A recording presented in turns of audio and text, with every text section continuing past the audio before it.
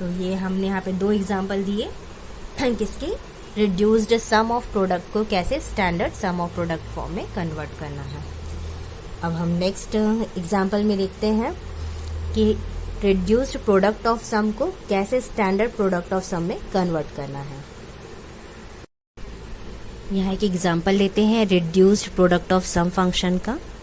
For example के लिए F of 3 variable का लेते हैं, X Y Z is equal to X plus Y into Y bar plus Z.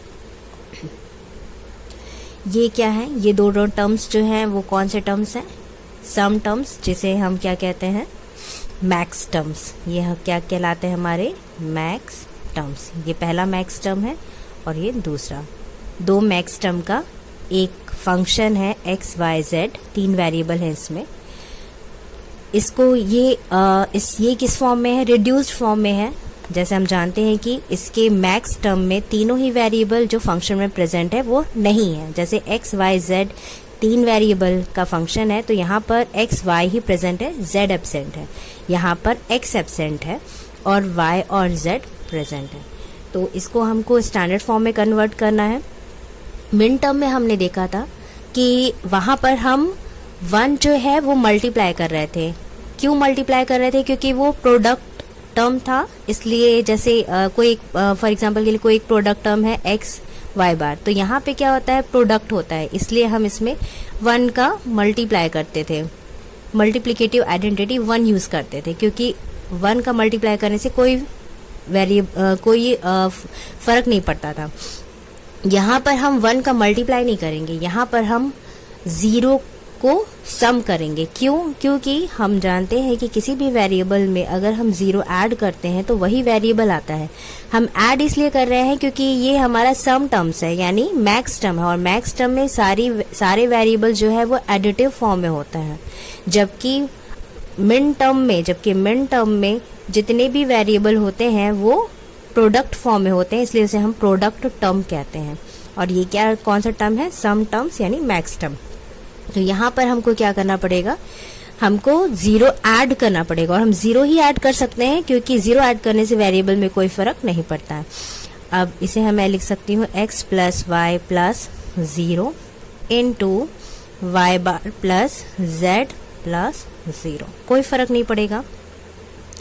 Next यहाँ इस टर्म में कौन सा वेरिएबल एब्सेंट है, z, तो मैं इसे लिख सकती हूँ x प्लस वाई प्लस 0 को रिप्लेस कर सकते हैं z बार डॉट z से, into Y bar plus z, और यहाँ पे 0 किससे रिप्लेस हो सकता है, x डॉट x बार से, क्योंकि हम जानते हैं कि क्या, x dot x bar is equal to 0 होता है। किसी भी वेरिएबल को उसके कॉम्प्लीमेंट के साथ मल्टीप्लाई करने पे हमको क्या मिलता है, 0। ये प्रॉपर्टी हम ऑलरेडी पढ़ चुके हैं लास्ट स्लाइड्स में, तो वही प्रॉपर्टी यहाँ पर हमने यूज़ की है। और यहाँ पे हमने z इसलिए लिया है क्योंकि इस प्रोडक्ट टर्म में z एब्सेंट है, इसलिए z, और इस प्रोडक्ट टर्म में x एब्सेंट है, इसलिए x डॉट x बार लिया है। अब हम इसको लिख सकते हैं x plus Y plus z bar into x plus Y plus z. इस टर्म को मैंने इन 2 टर्म्स में कन्वर्ट कर दिया। और ये कहाँ से आया, हम जानते हैं, यहाँ प्रॉपर्टी लास्ट टाइम भी मैंने आपको बताई थी प्रॉपर्टी। फॉर एग्जांपल के लिए मेरे पास अगर कोई 3 वेरिएबल a b c हैं तो प्रॉपर्टी होती है a plus B C is equal to a plus B into a plus c. ये प्रॉपर्टी हमने लास्ट स्लाइड में भी देखी थी, तो वही चीज़ यहाँ पर हमने अप्लाई किया है। जैसे कि यहाँ पर अगर मैं इसको a मान लूँ, इसको अगर मैंने a मान लूँ और इस वाले वेरिएबल को b और इस वाले वेरिएबल को c, तो ये हो जाएगा a plus B into a plus c, यानी x ये हो गया a plus B into a plus c. C क्या है, z, और b क्या है, z बार, और a क्या है x प्लस वाई। तो यहाँ पर हमने कौन सी प्रॉपर्टी यूज़ की है, a plus B C is equal to a plus B into a plus c. या फिर सिंपली हमेशा ये याद रखो कि जब भी इसके बाद हमको दूसरा कैसे कन्वर्ट करेंगे, इस टर्म को इसमें कैसे कन्वर्ट करेंगे, simply x plus Y plus एक बार z बार को लेंगे, फिर इंटू एक बार z को लेंगे।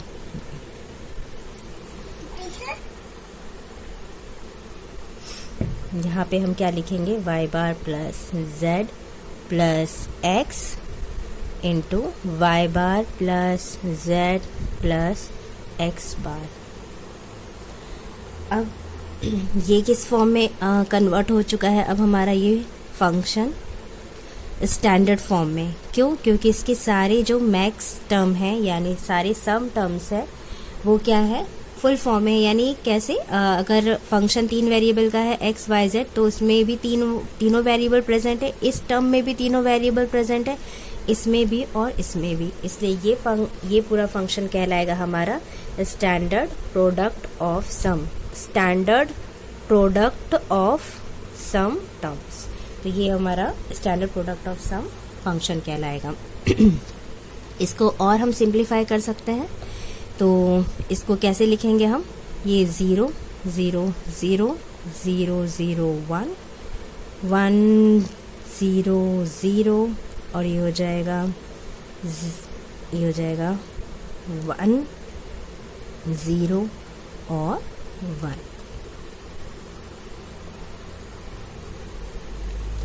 मैक्स टर्म में अगर किसी वेरिएबल की वैल्यू 0 होती है तो हम उसे लिखते हैं x। अगर x वेरिएबल की वैल्यू 0 है तो वो x, और अगर उस वेरिएबल की वैल्यू 1 है तो x बार कहलाएगा। ये किसके लिए है, मैक्स टर्म्स के लिए है। इसलिए मैंने जब x है तो मैंने इसको 0 से, जब x है तो मैंने इसको 0 से रिप्लेस किया है। y है तो 0, z है तो 0, z बार है तो 1। ये जो बाइनरी नंबर है वो किस डेसिमल को रिप्रेजेंट करता है, 0 डेसिमल नंबर को, ये 1 डेसिमल नंबर को। और ये यहाँ पर देखिए, इसीलिए मैं हमेशा कहती हूँ सीक्वेंस में लिखना चाहिए। अब यहाँ पे y बार z x है, जबकि सीक्वेंस कैसा होता है x y z। तो सबसे इजी तरीका है कि पहले आप इसको सीक्वेंस में कन्वर्ट कर लो। यहाँ पे मैं सीक्वेंस में कन्वर्ट कर दे रही हूँ, ये तो ऑलरेडी सीक्वेंस में है, x plus Y plus z। अगर आप सीक्वेंस में कन्वर्ट नहीं करेंगे तो आप गलत डेसिमल वैल्यू रख सकते हैं। तो यहाँ पर x plus z plus x के बाद आएगा y, x plus Y bar plus z into x bar plus Y bar plus z। ये हो गया 0 0 0 0 0 1 0 1 0 1 1 0। तो ये रिप्रेजेंट कर, ये किस को रिप्रेजेंट करेगा, 0 डेसिमल नंबर। ये बाइनरी नंबर जो है वो 1 डेसिमल नंबर को रिप्रेजेंट कर रहा है, ये 2 को और ये 6 को। चूँकि ये कौन से टर्म्स हैं, सम टर्म्स है, इसलिए हम इसे कैपिटल M से रिप्रेजेंट करेंगे और उसके सबस्क्रिप्ट में क्या लिखेंगे, डेसिमल नंबर। जैसे ये 0 यहाँ पर हो जाएगा M1, M2 और M6। याद रखिएगा मैंने यहाँ पे डॉट लगाया है। ये इसको हम लिख सकते हैं, प्रोडक्ट के लिए हमेशा पाई यूज़ किया जाता है, प्रोडक्ट ऑफ मैक्स टर्म और कौन कौन से सीक्वेंस में, 0 1 2 और 6। ये हो गया आपका standard product of sum function x y z। यहाँ पर हम एक और एग्जाम्पल लेते हैं। सेकेंड एग्जाम्पल है इसी का reduced product of sum function का 3 वेरिएबल का फिर से ले रहे हैं x y z। Suppose x plus y into z into x plus z, ये this is also a product of sum function. इसको कन्वर्ट करना है स्टैंडर्ड फॉर्म में। तो इस मैक्स टर्म में क्या एब्सेंट है? z। इसमें x और y दोनों ही एब्सेंट है और इसमें y एब्सेंट है। तो सबसे पहले एडिटिव प्रॉपर्टी यूज़ करेंगे। जैसे हमको पता है कि मैक्स टर्म में सम टर्म है, इसलिए एडिटिव प्रॉपर्टी जो होती है वो यूज़ होती है।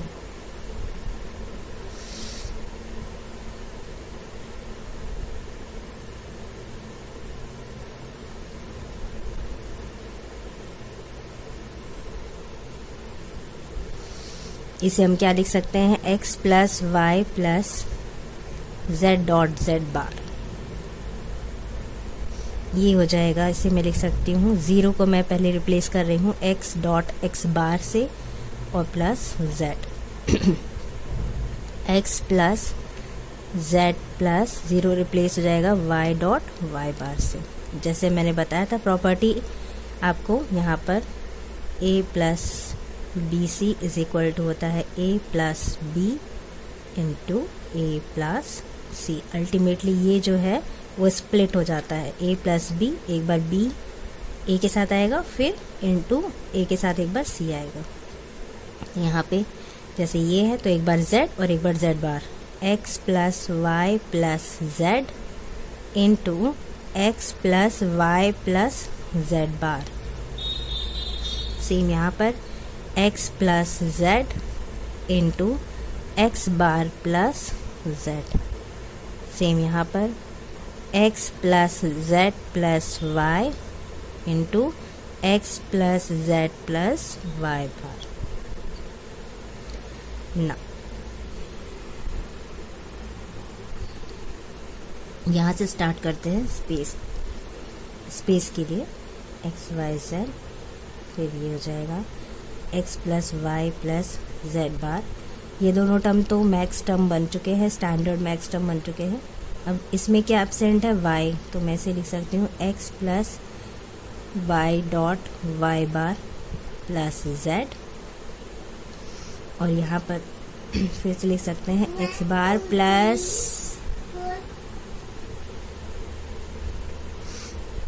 Y dot y bar plus z into x plus z plus y और x plus z plus y bar. फिर से हम इसको सीक्वेंस में लिखेंगे तो ये हो जाएगा x plus Y plus z, ये हो जाएगा x plus Y plus z bar. फिर से हमको इसको स्प्लिट करना पड़ेगा प्रॉपर्टी यूज़ करके, x plus Y plus z और x plus Y bar plus z। यहाँ पर हमको फिर से करना पड़ेगा इसको x bar plus y plus z, और ये हो जाएगा x bar plus y bar plus z। इसको सीक्वेंस में लिखो x plus y plus z, और इसको भी सीक्वेंस में लिखो x plus y bar plus z। अब हमको ये देखना है कि कोई भी टर्म्स जो है वो रिपीटेड ना हो। तो देखते हैं कौन कौन से टर्म्स रिपीटेड हैं। जैसे एक्स वाई जेड यहाँ पे भी है, यहाँ पर भी एक्स वाई जेड है और यहाँ पर भी एक्स वाई जेड है। तो इन तीन एक्स वाई जेड में से सिर्फ एक ही एक्स वाई जेड हम यहाँ पे लिखेंगे, x plus Y plus z. इसको और इसको हमको नहीं लिखना है। नेक्स्ट है x plus Y plus z bar, ये भी हम चेक करेंगे रिपीट तो नहीं है। X plus Y plus z bar plus x plus Y bar नहीं है। नेक्स्ट आया x plus Y bar plus z, इसको चेक किया क्या ये रिपीटेड है? X plus Y bar, x plus Y bar plus Z यहाँ पे रिपीटेड है। तो इन दोनों में से किसी एक को लेंगे, तो मैंने इसको ले लिया x plus Y bar plus Z. Next इसको चेक करेंगे एक्स बार Y plus Z, x bar plus Y plus z, तो रिपीटेड नहीं है, इसको लिखेंगे x bar plus y plus z। इस वाले टर्म्स को देखेंगे तो ये भी रिपीटेड नहीं है, बाकी तो जो भी टर्म रिपीटेड होते हैं उनमें से सिर्फ एक ही टर्म्स को लिखते हैं। और ये आपको पता है ये कहाँ से आता है, प्रॉपर्टी से। तो मैंने आपको बताया था कि x plus x is equal to x ही होता है। किसी भी वेरिएबल में सेम वेरिएबल को हम ऐड करेंगे तो वही वेरिएबल आता है। तो अगर हमारे पास 3 वेरिएबल है तो भी वही आएगा, इसलिए हमने अगर तीन बार रिपीट हो रहा है तो भी हम एक बार ही इसको लिखेंगे। तो ये हमारा कहलाएगा this is standard product of sum function.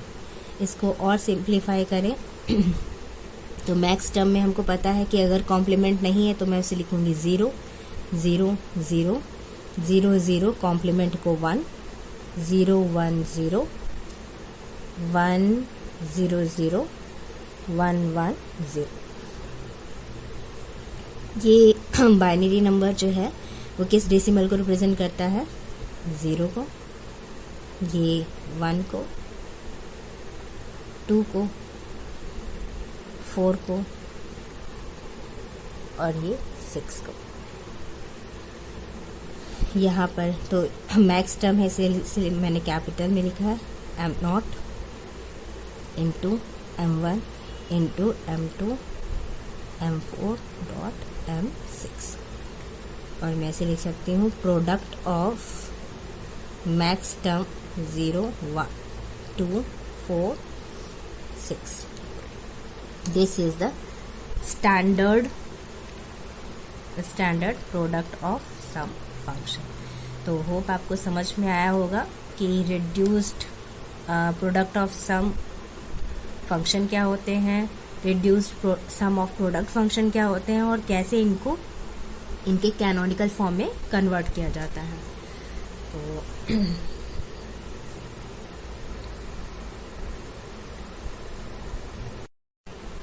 Next lecture में हम पढ़ेंगे conversion of standard product of sum function to standard sum of product function and standard sum of product function to standard product of sum function.